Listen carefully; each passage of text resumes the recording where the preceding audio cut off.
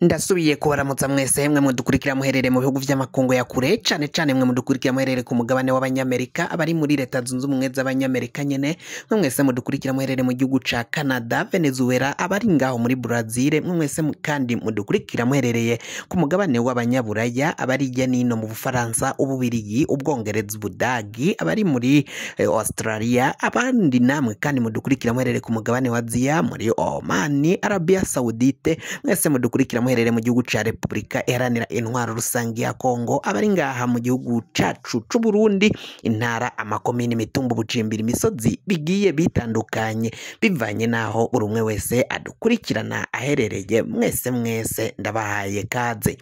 Fyonda subscribe ni bukoresha ururimi rw'icongereza canke wo bukoresha ururimi rw'igifaransa, fyonde sabone hamuca ujya ngaha iburyo ufyonde no kwa kantu kameze nk'agakengeri, amakuru n'ibiganiro dutohoza umwanya ku mwanya bize biragushikira aho wibereye.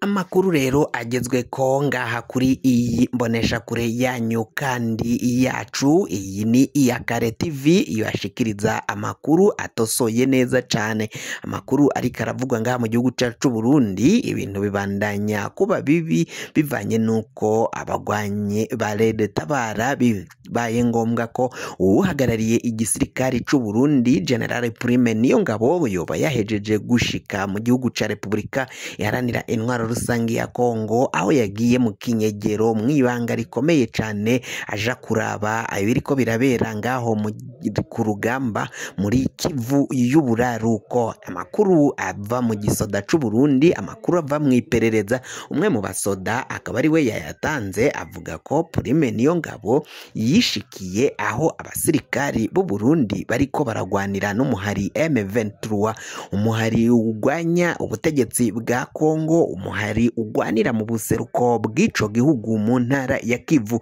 aho uwo muhari ngo wipfuza ko intara ya Kivu ishobora kuba igihugu ukwaco kikigenga canke kikikukira kikagira umukuru w'ico gihugu ca Kivu y'Uburaruko. Mbere ubwo na Kivu y'Ubumanuko nayo ishobora guhita ija muri ico gice co kuba ko ubuseruko bwa Kongo, izo ntara zibiri zishobora kwikukira zikagira umutegetsi azitwara, bivanye nuko abantu bavuga ururimi rw'ikinyarwanda babarizwa ngaho muri ivyo bice bakomeje kugenda bahohoterwa, kandi ngo ubutegetsi bwa Kinshasa, ubutegetsi bwa Antoine Felix Tshisekedi atakintu buriko burabikorako. Ni mu gihe bivugwa ko umuhari wa FDLR wasize ukoze ihonyabwoko ngaho mu gihugu kibanyi c'u Rwanda urikoreye Abatutsi, abo mu bwoko bw'Abatutsi. Rero uyo muhari wa FDLR nawo ukaba warifatanije nabo bagwanyi abasirikari ba FARDC kugira ngo bagwanye abo bagwanyi ba M23. Amakuru rero ariko aragenda avugwa nuko ngo uwutwara igisirikare c'u Burundi nyine uyu ni General Prime Niyongabo akaba yahejeje kujayo kuraba ukungene abasirikari b'u Burundi bariko baritwara canke barigenza, bivanye nuko haraburiyeyo benshi. Yagiye gutera iteka abo basoda bari ngaho ku rugamba, ariko amakuru aravuga ko yaciye ajayo mu kinyegero mwibanga rikomeye cane, aho vyari bizwi n'abasirikari ba FARDC ndetse na leta ya Kongo. Abandi babizi ni bamwe mu basoda bakuru bari bafise ayo makuru ko General Prime Niyongabo ajabuka akajayo. Ivyo ikonvoyi zamutwaye yaciye ajayo n'imodokari, aho rero yaciye ashika aho abasirikari b'u Burundi boba bakambitse.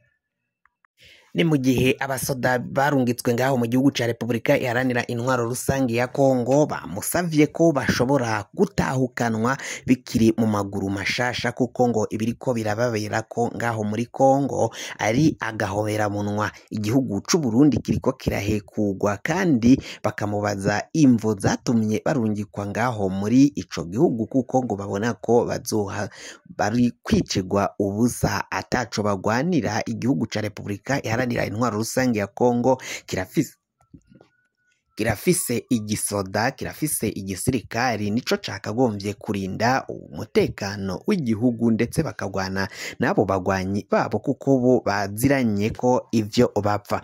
Ariko andi makuru yinyegeje inyuma nuko imvo zatumye igisirikari c'u Burundi kirungikwa ngaho muri Kongo ari ukugira baje kugwanya abagwanyi ba Red Tabara, kuko Red Tabara nayo ibarizwa ngaho muri ivyo bice cane cane muri Kivu y'ubumanuko, ariho babarizwa abagwanyi ba Red Tabara, abagwanyi ba FNL, ba Nzobampema ndetse n'abandi bagwanyi bagiye batandukanye bava ngaha mu gihugu c'u Burundi. Ivyo byose bakaba baragiye mu ntumbero yo kugwanya abo bagwanyi. Ariko kuri ubu ngubu amakuru aragenda avuga ko igisirikare c'u Burundi FDNB ndetse na FARDC na FDLR ndetse Katanyama ndetse n'abandi bitwa Wazalendo, abo bose bagwanira hamwe bashaka kugwanya uyu muhari wa M23 ugwanira abavuga ururimi rw'ikinyarwanda, kuko uvuze ururimi rw'ikinyarwanda ngaho muri ako gace canke muri Kongo ahita yitwa umwansi w'igihugu.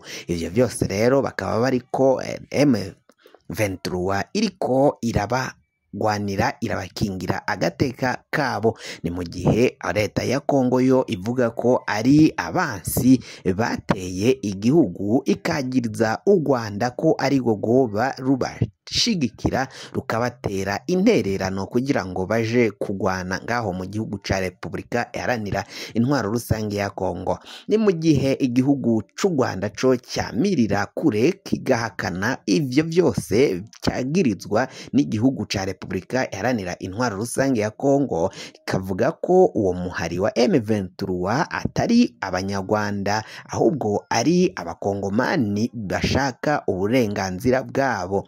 Ni mu gihe Kongo yo yama yagiriza igihugu c'u Rwanda ko arico kibaterera inkunga, cariko ico kikabihakana, kandi u Rwanda nabwo rukagiriza igihugu ca Repubulika Iharanira Intwaro Rusange ya Kongo kuba gifasha umuhari wa FDLR, umutwe w'iterabwoba, umutwe w'ivyihebe, umutwe washizwe ku mitwe y'iterabwoba na ONU. Vuga ko kandi biravugwa ko uyu mutwe wa FDLR wavuye mu gihugu c'u Rwanda ukoze ihonyabwoko ryakorewe abatutsi mu mwaka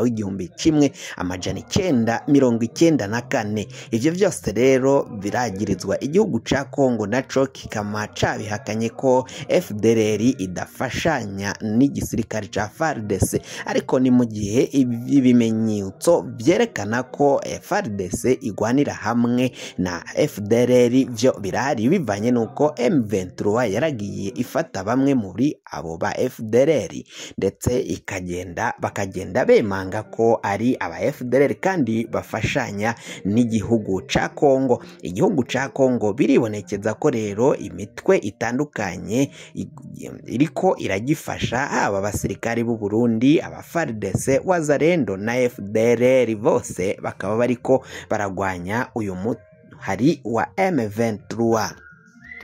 Abarundi bo babandanya gusaba abategetsi babo, haba uyu atwara igisirikare c'u Burundi General Prime Niyongabo ndetse na Varisito Ndayishimiye, uyu nawe ni General Major, gusigurira abarundi imvo zatumye barungikayo abana babo. Kuri ubu ngubu bakaba bariko bararaswa, barasigwayo, bakabatora ibiziga bamwe, kandi ibiziga vyabo ntibibashe gutahukanwa ngo bize ngaha mu gihugu c'u Burundi bifubanwe iteka nk'abene gihugu. Bagasaba umukuru w'igihugu Varisito Ndayishimiye kuva mu gacereri akaza agasigura imvo binjiye mu ntambara za Kongo atari co cari cabajyanye nk'uko biriko biragenda bivugwa. Bamwe kandi bakavuga ko Varisito Ndayishimiye na General Prime Niyongabo boba barariye amahera menshi ya Kongo, bakayemerera ko bagomba kwirungikira abasoda baja kuyigwanira,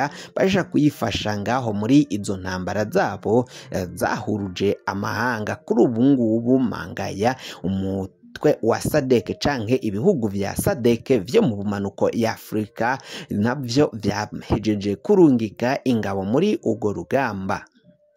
kugira ngo amakuru mwene nkaya aze aragushikira wafyonda subscribe niba ukoresha ururimi rw'icongereza canke wowe ukoresha ururimi rw'igifaransa ugafyonda sabone, hama amakuru n'ibiganiro tugenda dutohoza umwanya ku mwanya bikazoja biragushikira aho wibereye hese.